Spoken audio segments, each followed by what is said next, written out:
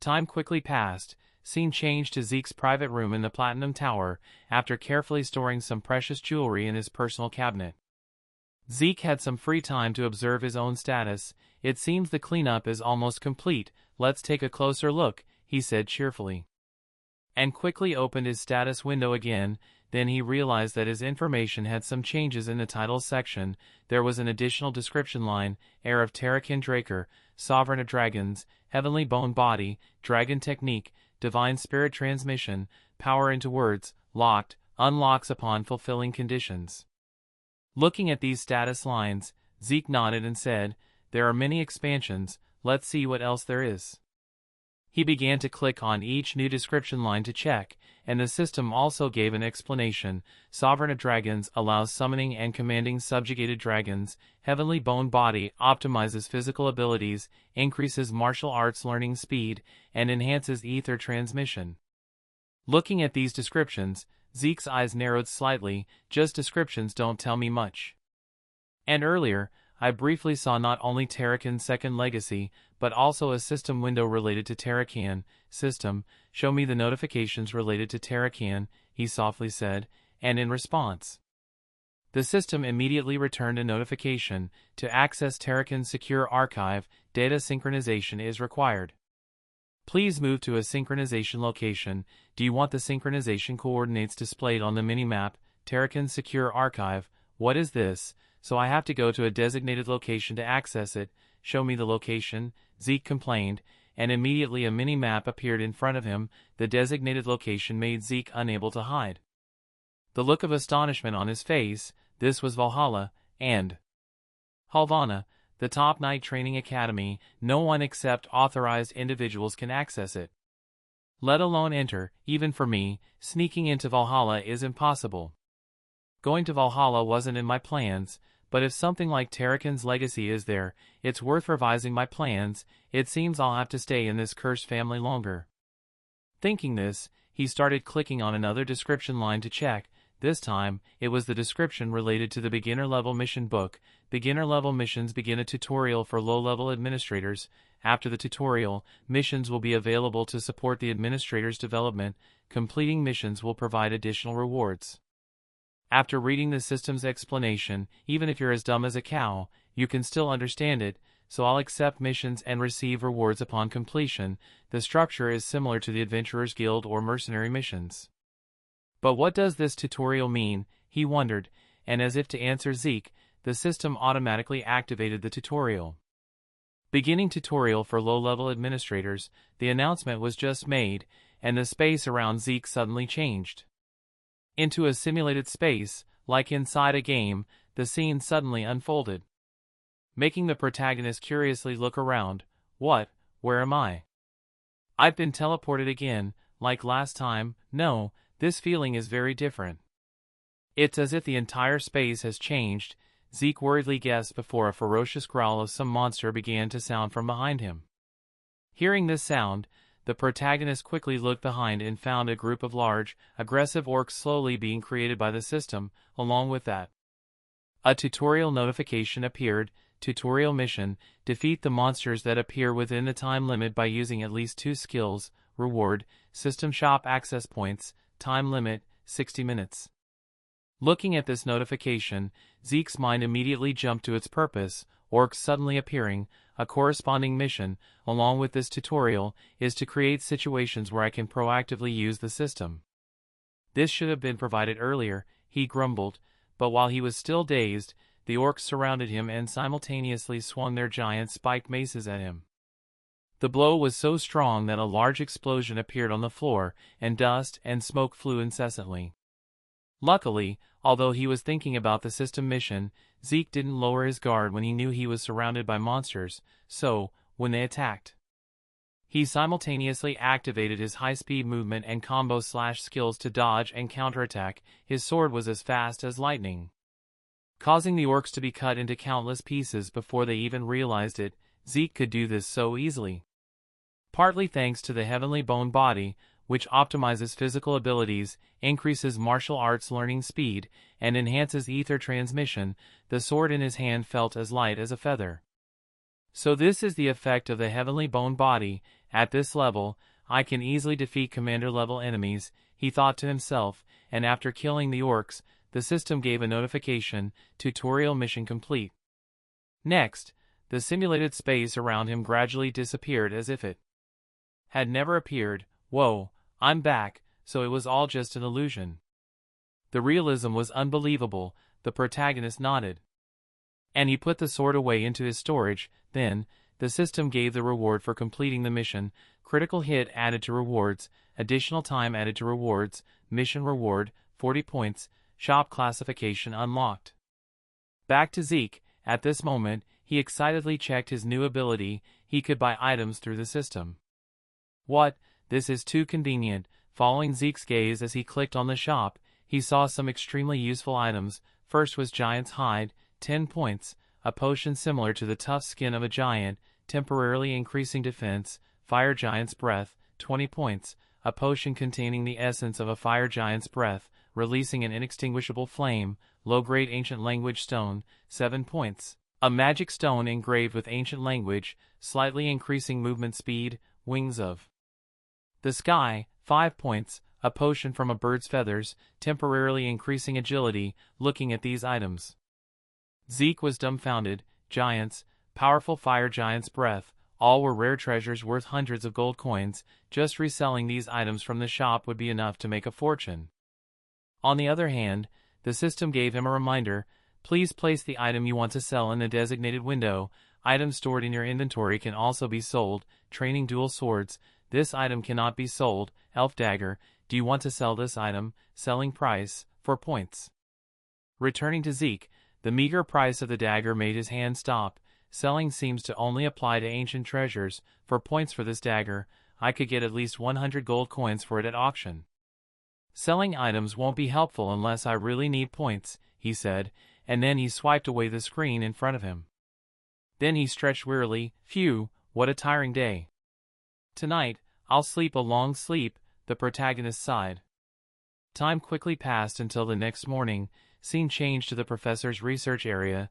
Zeke came to Professor Pannon to hand over the battery. Seeing Zeke bring it out, the young professor couldn't hide the astonishment on his face.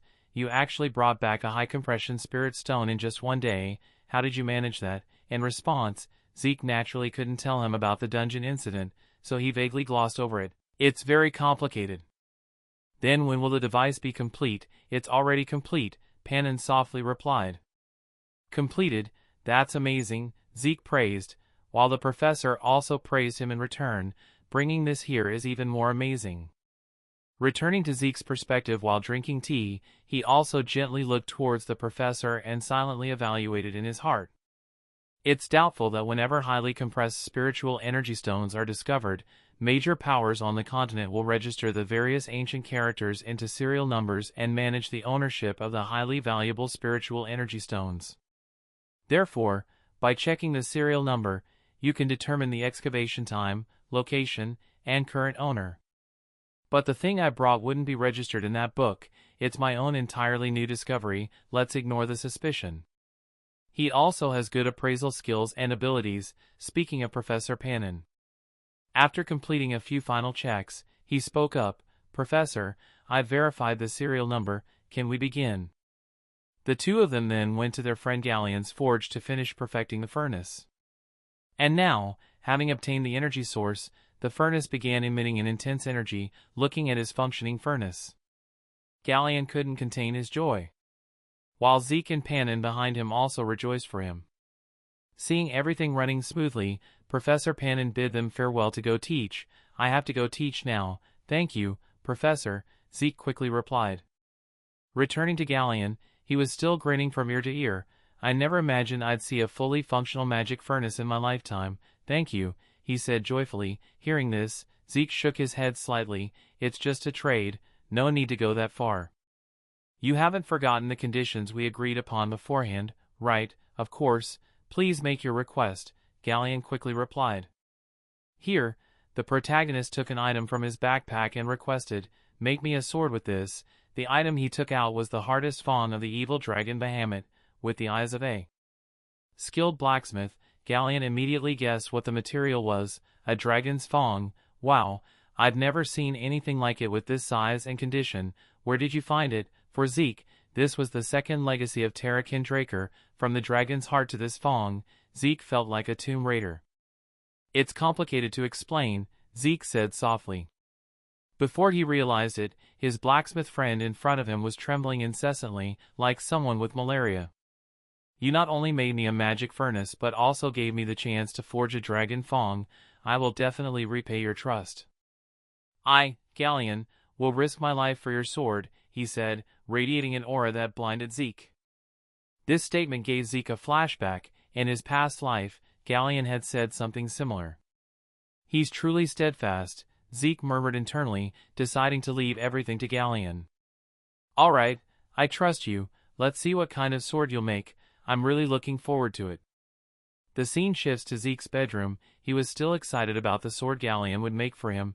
I'm really looking forward to it, Zeke happily thought, before remembering the message from Uncle Duke. It had been a week since he received the message telling him to return after the bet with Duke was over. It's about time, Zeke muttered to himself. And indeed, at that moment, Uncle Duke suddenly appeared outside the balcony, looking at him with eyes filled with anger. Why didn't you come this time, boy? Answer honestly. Looking at the red-haired uncle's face, Zeke trembled incessantly. It looked like he wanted to kill him. Then he tried to regain his composure and replied, well, you said to come back if I wanted to challenge the laws of nature. I didn't intend to go, so I didn't. Duke seemed unable to accept this answer, so he lunged forward, grabbed Zeke's collar, and demanded, I told you to be honest. Then, without giving Zeke a chance to react, he threw him out the window, leaving the protagonist slightly dazed. Too high, I'll die at this height without a chance to heal. Thinking this, to save himself, he flipped in midair and reached out to grab the balcony railing. However, before his hand could reach the railing, Uncle Duke's arm shot out, seizing his neck, and coldly said, You don't want to challenge me again. I don't think you're that stupid to not understand my meaning. It's the opposite. You didn't come after losing. You didn't even go to the infirmary. It's like you're deliberately trying to annoy me. I'll give you 5 seconds. Answer honestly this time. His words were filled with killing intent, making Zeke realize he'd gone too far. What, he knows, but still went along with it. Thinking this, he looked at the other party with a teasing gaze. It's absurd. He didn't even reveal his true identity. Am I wrong? You're the Dexter gardener, Zeke said. Suddenly, the uncle smiled and immediately threw him inside like a chair, smashing the furniture in the room. You're right, kid. I used to be a Black Knight of the Draker family. My name is Duke Draker, he said, extending his hand towards Zeke. And when he introduced himself, Zeke placed his hand on his chest and greeted, respected elder of the family and former member of the Black Knights, I sincerely apologize for my disrespect as a knight. He said this calmly, and this unsurprised expression made the uncle slightly suspicious. This is the expression of someone who knew this would happen. What's going on? Hearing this, Zeke quickly changed his expression to a foolish one. Nothing, heh, he chuckled nervously, before turning curious about the previous words. But Duke, you said you were a Black Knight.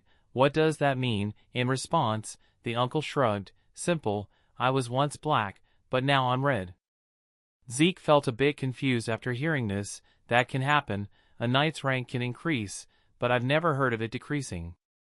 Returning to Duke, as if he didn't want to dwell on this too much, he immediately stopped the conversation. Kid, let's not talk about that anymore. As he spoke, his hands were shaking non-stop as if he was trying to control himself. Zeke also quickly realized that this might be a taboo matter for the Duke, so he was not stupid enough to mention it. Okay, since you've been honest with me, Duke, I'll also be honest in my response. Zeke then explained his reason for deliberately not meeting him. After listening, the Duke's eyes grew even more interested. So, you guessed my identity from the start and deliberately provoked me to become your official disciple. You're quite persistent, aren't you? All right, I'll accept you. You're my disciple now, the Duke said, slapping his thigh. Make Zeke on the front. I also rolled my eyes. That's all. Why then? When he changes his mind, he must act immediately to make Zeke immediately kneel in front of him. And my mouth shoots like a machine gun. I Zeke Draker hereby give my discipleship oath to the great Duke Draker Knight among knights. I swear to follow my master's teachings by diligently cultivating the virtues of learning and striving to preserve and enhance my master's honor. He spoke as fast as a machine, making the Duke slightly exasperated by his sudden change of attitude. You even know the disciple's oath? That's rarely used these days, the Duke exclaimed in surprise. Zeke calmly replied, cultural knowledge is a virtue of a knight, isn't it? A cunning kid indeed. I'll take that as a compliment. Before he could remember something else, he asked, Master, may I ask a question? The Duke sighed, Master already, so fast. All right, ask away. Zeke quickly posed his question, what about me attracted you to take me as your disciple? Saying this, Zeke recalled memories of the Duke from his past life. The Duke was famous for not accepting disciples. Even the century's prodigy, Andre, had taken years of pleading to become his only disciple. Why was he accepting him so easily? He had a guess. He must have seen potential in me during the betting incident, something far exceeding Andre's talent. He's clearly sharp-eyed. Thinking this, Zeke unconsciously smiled. Meanwhile, the Duke across from him didn't answer immediately but asked in return, why do you think, my disciple, guess? Zeke frankly stated his thoughts, naturally, because I'm a top-tier prodigy, right? Hearing his answer, the Duke laughed so hard his whole body trembled. Your confidence is truly admirable. If that were the reason, I would have taken Reina as a disciple. It's because you have determination. Not all so-called prodigies can reach the level of red knights or black knights. Those who grow up have no luck. Will easily collapse at the smallest challenges ahead. Zeke completely agreed with his master's words. He was right. Many prodigies were expected to at least reach the red sharp level. Finally, he was stopped at the word sharp or blue and turned back to his uncle. After explaining to his disciple, he was also excited to teach him, right away. That's enough nonsense, follow me. The first lesson will start right now, Master Zeke replied excitedly. It seemed like he was also waiting for Duke to teach him his secret. Next, the two of you quickly went to the training ground in the west greenhouse. Seeing the spacious training ground, Zeke was a little surprised. Who would have thought there was a place like this under the greenhouse? What does he intend to make me do? He told me to run, and I've been running for 3 hours now. Zeke frowned, speculating. At the same time, the Duke standing beside him looked thoughtful and suddenly told him to stop. Hearing this, Zeke jogged in place and asked, so, I can stop running now? The Duke nodded, yes, but I want to ask you something. Yes, Master, what do you want to know? Zeke replied. There wasn't much, Duke said, but his body suddenly appeared behind Zeke. He immediately reached out his hand to shake his hand. Like an instinct of Zeke's body, he immediately swung his arm hard, knocking his arm aside and move straight back to keep your distance. Looking at his slightly red palm, Duke also sighed. Checking your child's energy doesn't seem easy. Right from the beginning, there was something wrong. From the time at the infirmary during the test of skills, even in the greenhouse during the betting, and just now after 500 laps around the training ground, I haven't sensed any aura from you. When I tried to check your pulse, you avoided it. Don't tell me you can't use aura, he said, his guess making Zeke's heart skip a beat. Next, without waiting for Zeke to react or explain anything, the Duke continued to say whether the bronze statue's reaction was correct or not. The unprecedented golden light caused the chaos and brought me here. Then why did you stop me from checking your pulse? He looked at Zeke with interest, while Zeke was hesitant and didn't dare to look directly at him. After a few seconds, Zeke calmed down a little and glanced at his master's expression. Out of curiosity, not suspecting that a Draker who can't use light energy is a serious situation, but it seems that his interest is the greatest. Luckily for me, the person I'm dealing with is Duke. Once I get the bar, I won't be suspected of lacking aura anymore. Until then, I have to be careful and not need to tell a lone lie. Unlike my past life, when I was the first failed awakener of the family, thinking this, Zeke made a decision and slowly took off his gloves. At the same time, he activated his spirit energy reversal skill, causing red sparks to appear in the surrounding space. This would provide a plausible explanation for his deception, Zeke thought, and began to explain, just as he had planned. Master, I even have the ability to influence aura, a mark of true blood, but for some reason I can't use light aura. I'm sorry because before I was scared that if it was revealed that a member of the Draker family couldn't use light energy, I would be banished." As he said that, he also had tears in his eyes. Looking at his pitiful expression, no one would have thought that he was acting at all. But of course, the Duke wasn't easily convinced. He started channeling his aura into Zeke's body to check his condition, and only retracted his hand after finding nothing. Seeing this, Zeke asked, "What do you think, Master?" The Duke didn't answer, his eyebrows furrowed. A kid with such determination at this age, but why can't I sense any aura?" Despite his awakening, the Duke stroked his chin, pondering. While Zeke is also worried and nervous inside. Even if he checked his pulse, he wouldn't be sure that the blessing ceremony was of utmost importance to the Draker family. Even if he couldn't truly awaken his aura, he would likely find a reason to explain the truth himself, Zeke secretly speculated, and sure enough, as he had guessed, Duke later explained that he was an anomaly. Hearing the answer, Zeke wasn't too surprised. An anomaly, of course, this was the direction of the story. If he didn't understand the concept of profession, that conclusion was perfectly logical. Thinking this through, to complete his role, Zeke also spoke up, asking, "What is an anomaly, Master?" In response, Duke began to explain to him that anomaly is a term used to refer to people with unusual abilities. For example, someone who uses both aura and spirit energy. Or someone who can see the future, things that defy common sense.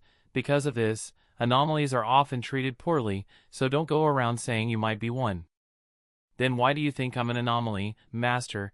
Zeke continued to ask. To this question, Duke explained that it was because of Zeke's unusual physical strength and recovery ability. No matter how minor, internal injuries require time to heal. But he recovered instantly. Duke was certain a huge amount of energy had been consumed and asked Zeke what he thought that energy was. "Aura," Zeke asked tentatively. And his uncle nodded in agreement. "Yes, my hypothesis is that any aura you generate is immediately consumed by your physical strength and regeneration, leaving no trace for you to perceive. If I hadn't known a bit about your profession, I would have believed it completely." Wow, hearing him say that was quite convincing. Thinking that over, he continued, "So that means I'll never be able to use aura, Master." Duke, in front of him, burst out laughing. "No need to worry. The whirlwind technique doesn't require aura, it's a special technique. Special techniques are unique skills developed by high-level knights. Usually, they involve the application or enhancement of dragon-slaying techniques that require aura, but my whirlwind technique relies entirely on physical training. I'll demonstrate once, so observe carefully," he said, tapping his toes on the floor. Next, a deafening whoosh sounded, and Duke's figure instantly vanished from Zeke's sight. Then came a series of rapid sounds, and the protagonist couldn't even catch where he was. After a few seconds, his uncle returned to his original position and asked, "Did you see?" In response, Zeke asked back, "I just need to follow your footsteps, right? If that's all you think, then I don't need to explain further. You've seen enough." Zeke nodded with utmost confidence, causing Duke's expression to show a bit of anticipation for his performance. "Your confidence is comparable to a black knight. Very good, let's see what you can do." Returning to Zeke, he slightly bent down and assumed a ready stance. Next, he concentrated his strength in his feet and began to copy Duke's earlier movements by following the footprints he had left on the tiles. Footprints previously invisible now appeared. Each step was purposeful, whether for attack, evasion, closing distance, or creating distance. Not a single step was wasted. Zeke thought to himself, while Duke beside him began to rub his eyes to see if he had seen wrong. Unbelievable, just 1 week, and he has this talent. But this level, what happened in just 1 week? This is a prodigy, truly perfect, Duke thought, his face slightly sweating. Seeing his expression, Zeke gave a very smug smile. "I live up to the confidence of a Black Knight level, huh," he said, not forgetting to thank his heavenly bone physique. Thanks to it, his martial arts learning ability had reached a new level. That's why Duke was so amazed. Speaking of Duke, seeing Zeke's self-satisfied expression, veins appeared on his face as he muttered to himself, "If only this kid could get rid of that annoying attitude, it would be perfect." Then, he lunged forward and grabbed his disciple's neck. This kid was crying just a moment ago, and now he's putting on an act. Why aren't you going to show off because of that? Zeke worriedly said. That depends on your attitude, you impertinent disciple, Duke replied, causing a headache. What kind of former Black Knight is so undisciplined? He complained. Time passed quickly. The scene shifted to the Academy's dining hall. While eating, he was thinking about the past month since training under Duke. His food portions kept increasing, thinking about this. Before he finished eating, Instructor Andre's voice suddenly rang out. Can you spare some time, Zeke Draker? Hearing this, though the protagonist was curious why this genius was looking for him, he shrugged and said, if it's here, then fine, I'm very busy. Andre nodded and went straight to the point. All right, how did you convince Dexter? Straight to the point, huh? It seems he's panicked because I became a disciple, even though I haven't really become one yet, Zeke thought to himself, turning to say, persuasion wasn't necessary, Dexter chose me himself. His answer caused Andre's eyes to flash with anger, and he sneered. In the end, it's because you're pure-blooded, on the other hand. The protagonist stopped his hand movements and stared at the rose knight in front of him. What? You feel that confident, that's all you want to say, Andre replied, his hands trembling with anger. Ignoring this, Zeke continued, that's only half of it. Even if he was initially attracted by lineage, do you think someone like Dexter would accept a disciple for such a simple reason? The reason I could become his disciple, setting aside the interest, is because of my talent. So, instead of wasting time on jealous behavior to boost your confidence, why don't you strive to become someone worthy of being chosen? Zeke lectured, causing Andre's face to contort in frustration. The scene shifts to the greenhouse training ground, looking at the knight running frantically. In front of him, Zeke turned to his red-haired uncle and asked, what's this, master? Even Duke didn't understand. I'm just as puzzled. What's wrong with that brat? He begged to stay close, even offered to do logistics if necessary. I told him to run 300 meters without using aura if he wanted to stay, and now he's doing it. Or maybe that guy's a genuine lunatic, Duke sighed, while Zeke looked at Andre with a different gaze. After 300 rounds without using light energy, I thought he was an arrogant person, but it seems he also has that determination. The scene changes to the outside of the academy gate. At this time, there are countless people standing very solemnly, and whispers are heard around them. What's going on? Suddenly calling all the students outside like this. In response, another person had to admire the person who just asked the question. You idiot, you forgot what day it is. Why is the homeowner coming to visit today? As everyone waited, a carriage bearing the Draker family crest quickly arrived. As soon as its silhouette appeared, a young knight loudly announced, the family head is arriving. Hearing this, the chubby Horb stroked his beard and said, everyone, prepare yourselves. Yes, headmaster, the group replied in unison. Then, a man with silver hair descended from the carriage. He nodded and greeted the old man, Howard. Hearing this, the chubby old man quickly bowed. I greet the head of the Draker family. As his words rang out, those around him shouted in unison, we greet the head of the Draker family. Family head Arthur approached, patted Howard on the shoulder, and said, you've been through a lot, I can imagine. The chubby old man shook his head. My efforts are nothing compared to yours, family head. Then I will continue to rely on you. Turning to Howard, after the greetings ended, he invited Arthur inside because it was very sunny. However, before he could finish, Leon raised his hand to stop him. Then he stepped onto a raised platform where all the students could see him. He spread his arms wide and declared, young Dragon Slayers, you are the future and hope of the Draker family. Focus on your training, your growth is Draker's growth.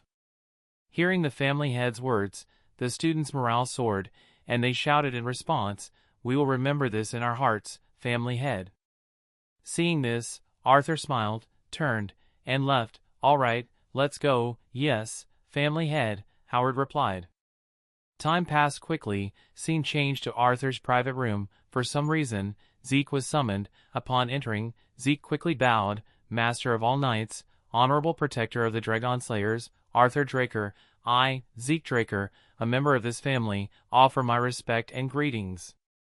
Leon, his uncle, chuckled, even those at the Four Seasons Fortress don't greet like that, forget the formalities and sit down. I hear you like tea. I brought something excellent. I hope it suits your taste. He handed Zeke a freshly poured cup of tea. Being summoned by the family head put immense, invisible pressure on Zeke's mind. As he thought, even his tea preferences were reported to the family.